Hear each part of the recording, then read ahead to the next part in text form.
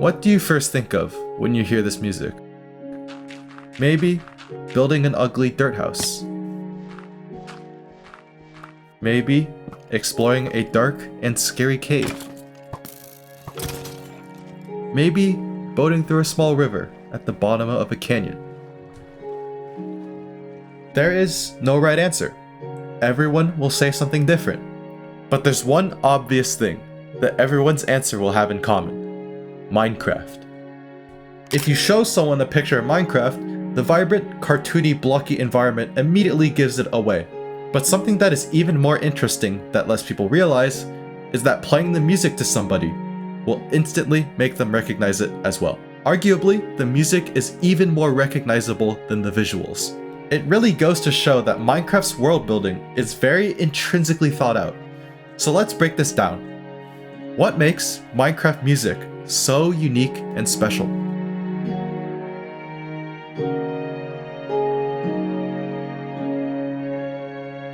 To answer this, we need to ask ourselves, what is Minecraft? It has sold over 300 million copies, has over 1 trillion views of content on YouTube, and is considered the best-selling video game of all time. So, what is all the hype about? Realistically, it is impossible to describe the entirety of Minecraft in a single sentence. But to put it briefly, Minecraft is a 3D sandbox game that heavily focuses on choosing your own adventure, whether that be constructing beautiful structures, engineering complex machines, or just fishing by a pond.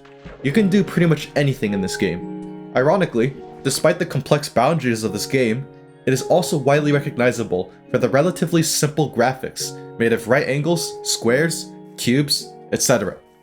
Every texture in the game consists of some sort of low-resolution pixel art. If you showed someone this picture, you would go crazy if they didn't immediately think of Minecraft. The music is no different. I mean, you experienced it at the very beginning of this video. You would also go crazy if someone didn't recognize it as Minecraft music. It shares the minimalistic nature that the graphics have, but more interestingly, the music is most often associated with feelings of nostalgia, and it does the job very well. Volume Alpha was the first album for Minecraft's soundtrack. For starters, it was certified gold by the Recording Industry Association of America, and awarded as the best dance/electronic album at the 2022 Billboard Music Awards, over 10 years after its initial release in 2011. I'm sure you've heard the name C418, the creator of the album, whose real name is Daniel Rosenfeld. His music style has become synonymous with Minecraft's minimalistic music. The short, rhythmic or harmonic motifs, layered with short, repetitive melodies. Take Sweden, for example.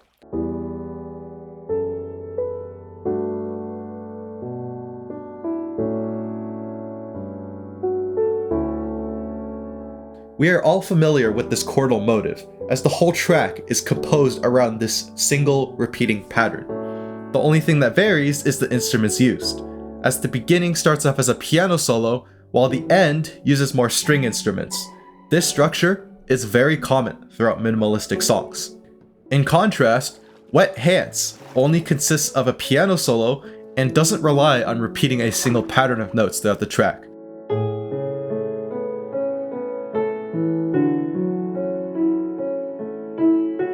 Instead, it relies on rhythm that unifies the track together, as well as a shorter duration, less than half of that of Sweden. What's really cool is that C418's style is still followed with the newer Minecraft tracks, mostly composed by Lena Raine, who also made the soundtracks for Celeste, Guild Wars 2, and many other video games.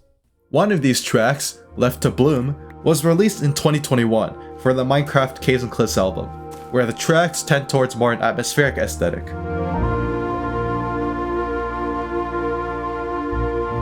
In this track specifically, there are many more instruments used, ranging from harps to synths, and the melody is much stronger and varies much more throughout the track compared to C418's music. However, Lena Raine still stays within the minimalistic nature of Minecraft, with the simple melodies and repeating patterns. The long, sustained sounds throughout the track, also known as drones, are way more pronounced as well. Same goal, just a completely different approach.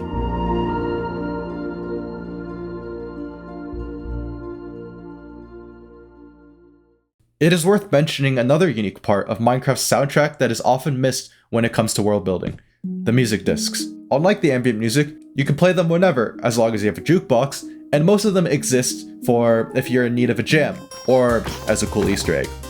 But the discs 11, 13, and 5 stand out from the rest, as they have stories to them, all relating to the Minecraft universe.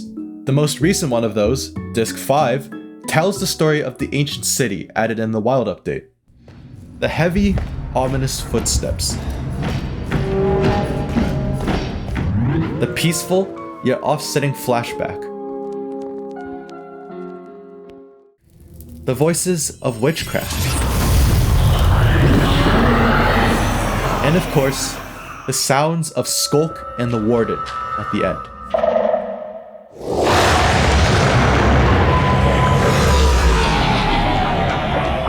The track, although not traditional music, shows us how the people of this once thriving civilization made one fatal mistake.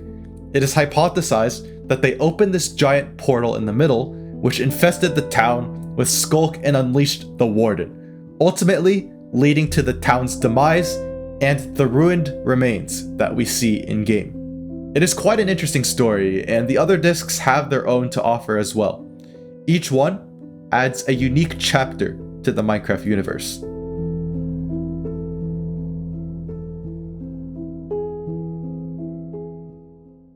Anyways, let's go back to the Minecraft soundtrack as a whole. We know that the minimalist music does a great job at complementing the simple, right-angle bass graphics, but the composition of the music is only a part of the magic that is the Minecraft soundtrack. Picture any other game. The music is consistent in the background, and the decision of what music to play, if any, is very intentional, almost as if the music is responding to what is happening in-game. Now, think about Minecraft. There are some tracks dedicated for certain biomes, but for the most part, the tracks play randomly, with 10 to 20 minutes of silence between tracks by default.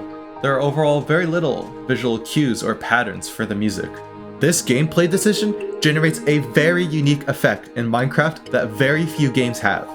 With little visual cues combined with the minimalist nature of the music, you'll subconsciously phase out the music as background noise as you play the game. It only comes to your attention when you consciously think of the music. This is what makes Minecraft music so special. It gives players the power to choose their own moment.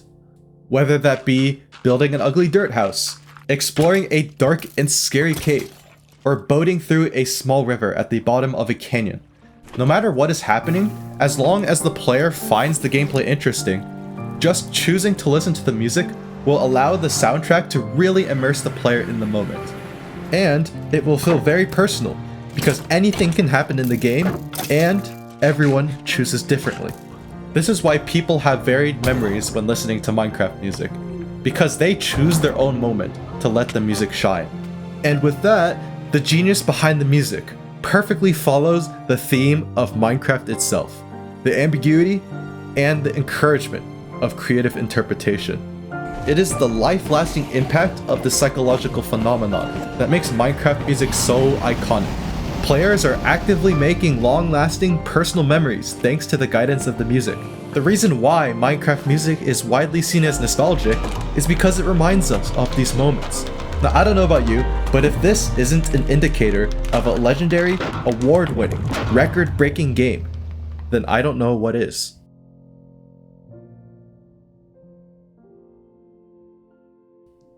It is quite crazy to think about the impact a single video game soundtrack has had on the world.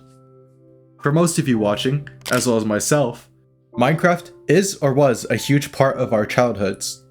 For that majority of us, we possess experiences that are special, priceless, and eternal.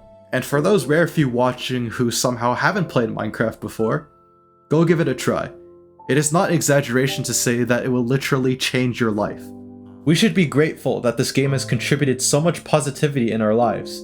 We should give a huge thanks to C418, Lena Rain, every music producer for Minecraft, and everyone who works at Mojang for making a truly one-of-a-kind soundtrack. So, what will you do next in Minecraft? Are you going to build something cool? Explore a new area?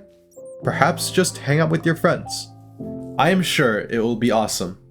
How do I know? Because the music will be there for you, chiming in the background as it always has.